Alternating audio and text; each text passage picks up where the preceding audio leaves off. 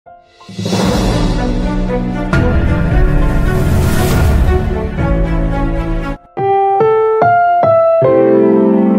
programang ito ay rated SPG. Striktong patnubay at gabay ng magulang ang kailangan. Maaaring may masiselang tema, lengguwahe, karahasan, sexual, horror o droga na hindi angkop. Welcome back mga ka-episode. At narito mga dapat nating abangan dito nga lang sa Abot Kamay na Pangarap. Kung saan itong si Chang Susan at si Josa ay parang ang iba na ang kutok dito nga sa kaugnayan nga nito ni Zoe kay Doc Benitez. Kaya ganito na nga rin ang nararamdaman nga nito ni Lynette. Sa kabilang banda naman nga ipatuloy pa rin nga ang pagturusan nga nito ni Giselle dahil hindi nga siya kinikilala nga nito ng kanyang anak dahil sa sama ng loob nga nito na nararamdaman. Subalit habang tumatagal nga, tinanong nga ng ama nga nito si Justine kung malambot na nga ba ang puso nga nito sa tunay na ina nga nito.